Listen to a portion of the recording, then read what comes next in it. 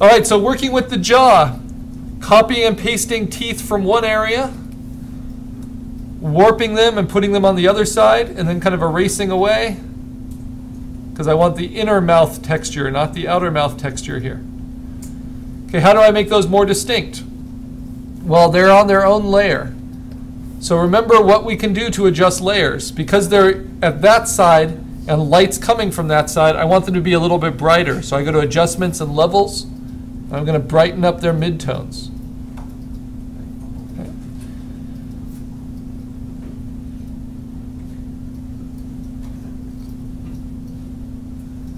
Then with the foreground teeth, they're on their own layer. I can darken those midtones.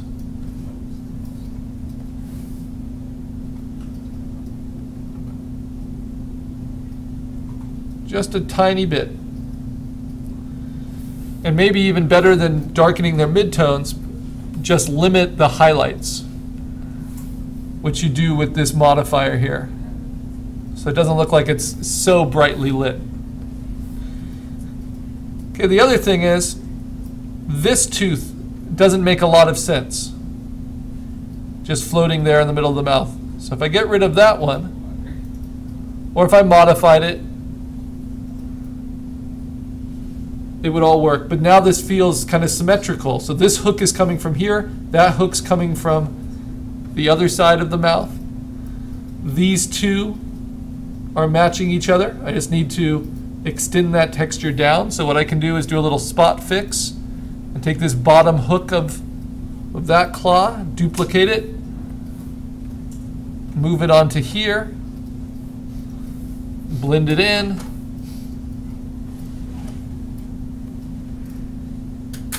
so it feels like it's coming from the jaw itself instead of being layered on top of it.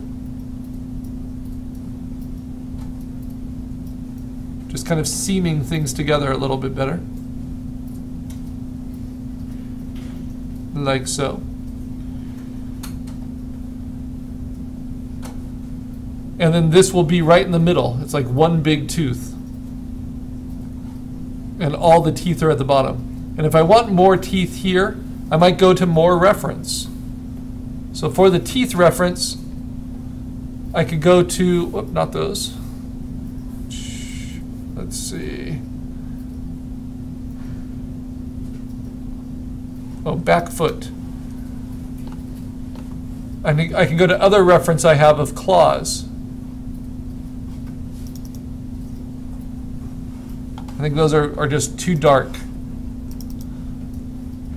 But these are nasty. Those could be teeth, as well as a back leg. So let me bring that in. Fit it all on screen. Let the computer catch up with me. Please.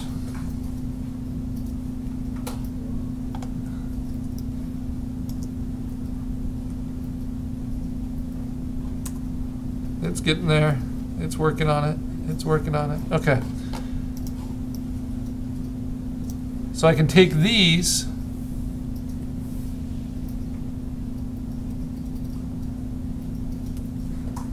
duplicate them.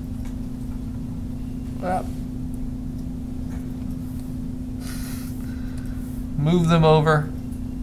Use them as teeth as well. So we've done a lot of kind of big picture compositing. Now this is detailed compositing of individual aspects that we think make a big difference.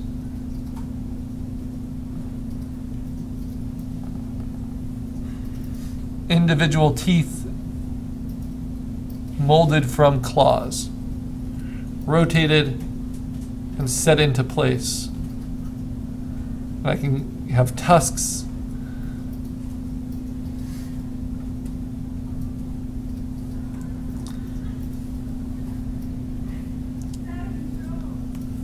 But I can have a lot of fun with that.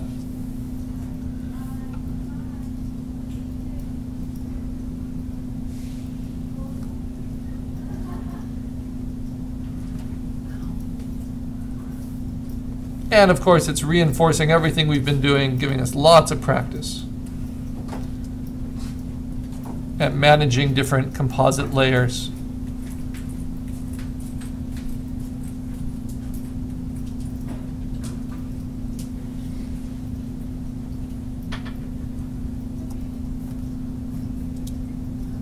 And really just showing how creative we can be.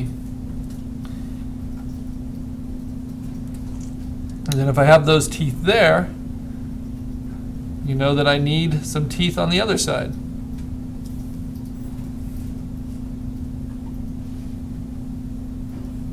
Maybe I kind of make them my own shape from the reference.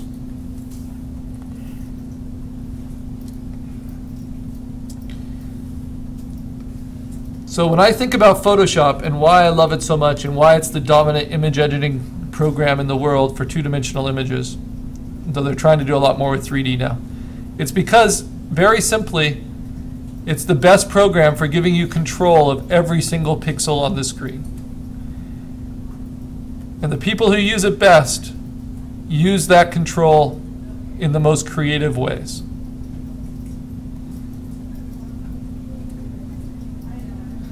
So just because you have access to Photoshop doesn't make you a great designer. Even knowing how to use it doesn't do much for you if you can't use it in creative ways that really excite you. Because they're just pixels.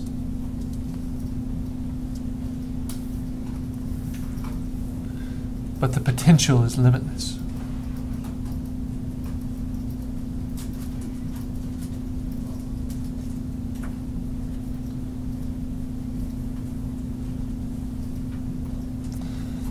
Now, one of our limitations on this project, we're not doing any pixel creation, right? We're only doing pixel modification. We're not painting it. We're not drawing our own lines. We're not making up our own content yet. We are just using pixels as they exist and then modifying them to suit our needs. And that's incredibly powerful. Because if we can modify it, then we can also do that to our own work and make our own work stronger.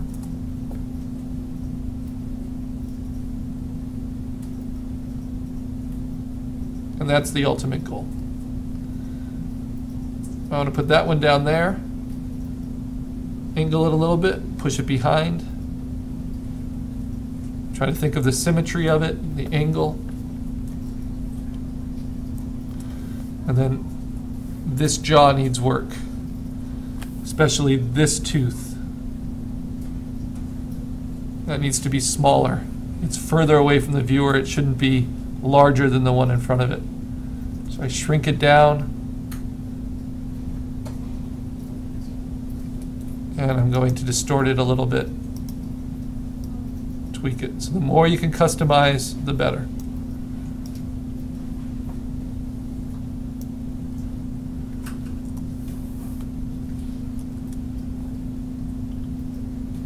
Same thing with this tooth.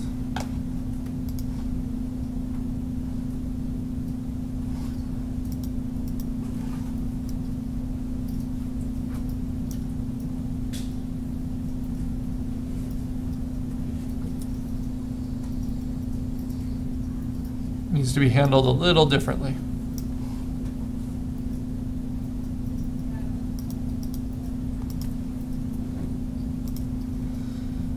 And I'm going to try to move it outside of the jaw.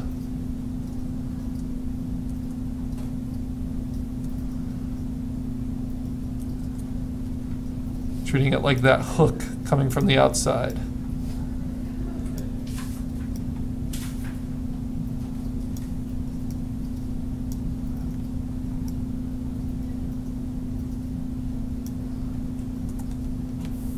And, you know, maybe do that little micro correction. Working from the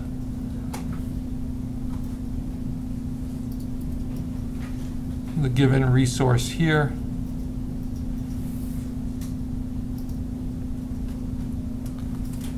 And duplicating it.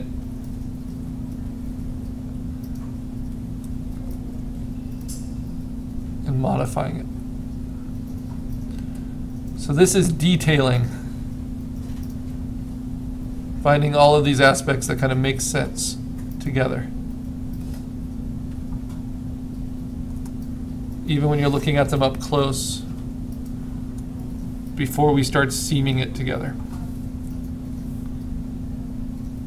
And getting all the textures to match. We need to make sure all of this stuff makes sense.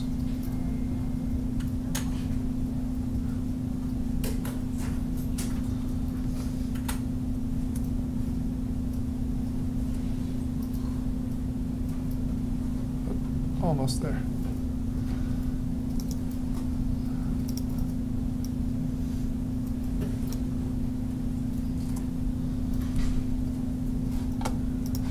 And then just a slight levels adjustment to brighten those midtones.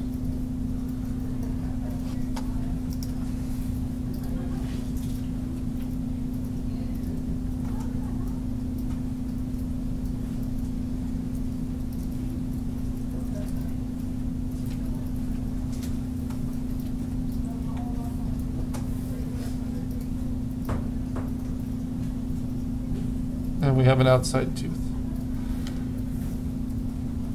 And now this tooth bugs me. It's like just the wrong shape, the wrong jaw. So I can take that, transform it in place. Now this is going to open it up a little bit and separate it from the rest. But I'll show you how that's not the worst thing in the world.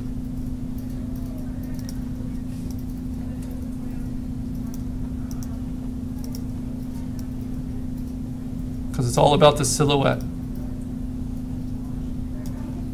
I want to make sure that tooth is allowed to shine on its own.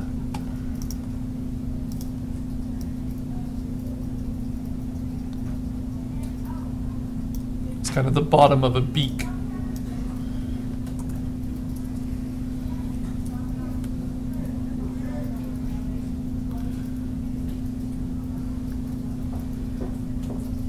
So how's that crazy mouth coming together? All right, that's starting to make some sense now. Now what about this area? That's all in one layer. I opened up that fission between. Well, I get to use edit, fill, content aware 100%, and it will fill in that texture for me. I've just created a lower jaw out of a hand. And a little weird insect-like outside mandible.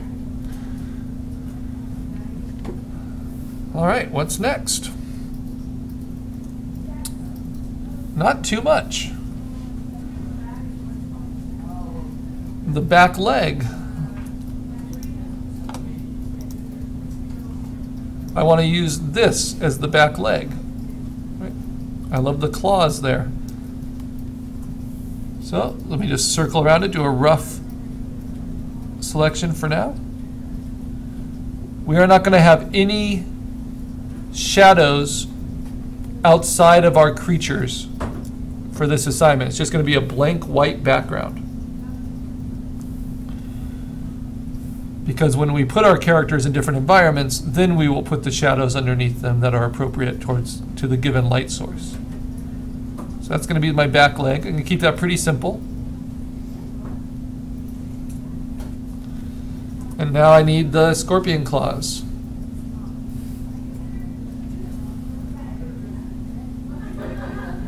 And I'm going to use this as my basis just because it has a nice structural connection between the claws. You know, going through the scorpion's head. And it'll be easy to select out. So rough selection around. Remember, exoskeletons are very different than internal skeletons. So I want to get all of that. Even though that leg is mushed into the claw, I want to get it all.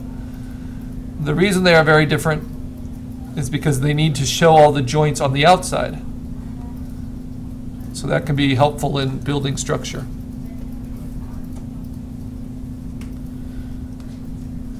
I'm going to flip this.